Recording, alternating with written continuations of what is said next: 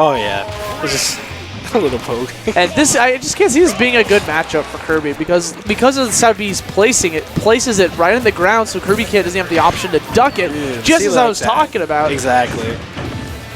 But you know, once Kirby gets in, gets the up tilt chain going, see Ken doing the up tilt up air combos.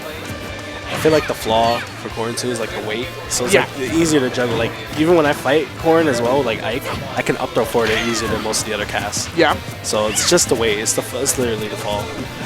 You got too high of fall speed. Corn's got such a great grab. She has the ability to turn into a dragon every single time and just like throw her entire being onto you to do damage.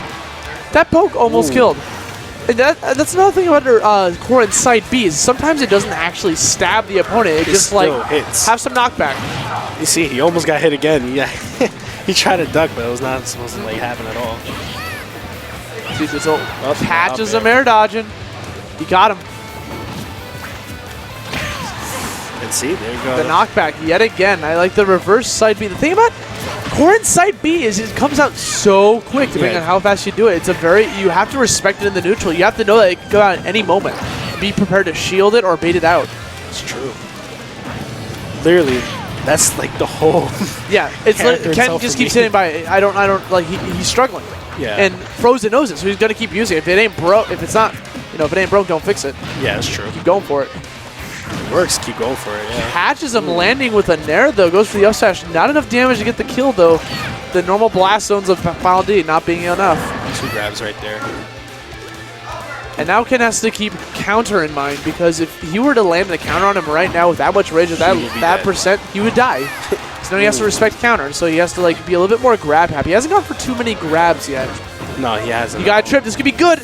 Doesn't capitalize. He got the read right. He just wasn't close enough because that would have covered get up, attack, and roll to the left. Nice back air. Catches him using normal get up, just reverses, just a raw back air. Finishing off closing out the first stock. He's got a lot of work to do. He's got this uphill battle. Now he has to be really cautious with side B now at this point. This percent. Catches him through the back air. This could be really bad for Ken. It's off stage. But you know, he's Kirby. He's got like 6 jumps. That's gonna be it. Yep. The side B, it's like the side B itself has high knockback. The side B kick has knockback. Just you got it. She's a powerhouse. Corrin is a powerhouse. Gotta be really aware about that move. Be super weary. Yeah. I feel like Ken was starting to adapt a little bit more at the end there. Game 1, I definitely saw like him getting overwhelmed. Or stock 1, I'm sorry. Stock 1, he was definitely getting overwhelmed. Didn't quite know what to do with certain things. I feel like he just needs to take it easy. Just be a little more patient. He obviously feels some sort of comfortableness on this stage. The familiarity causes him to go back to it. Like you said, he was bringing it back, so.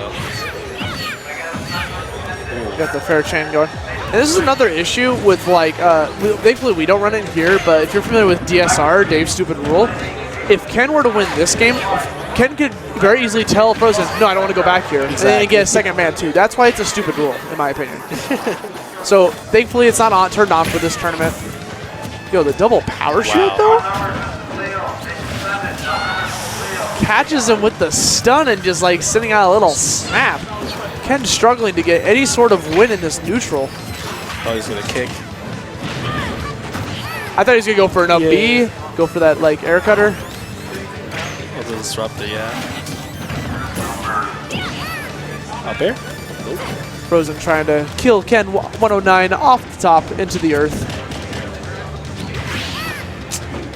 I don't know if Ken109 wanted the drop, the grab release, because I don't know if he was going for like a down air of some kind. That grab's going to be enough to kill him with the light weight of Kirby, you know.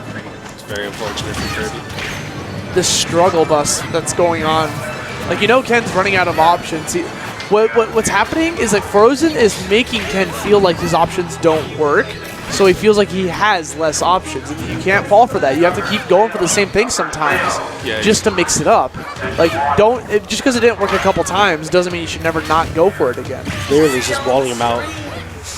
And Ken is just like, you know, still struggling to get in there, find some sort of like opening. Once again, he's not going for too many grabs because Frozen's just keeping him at bay with his long range.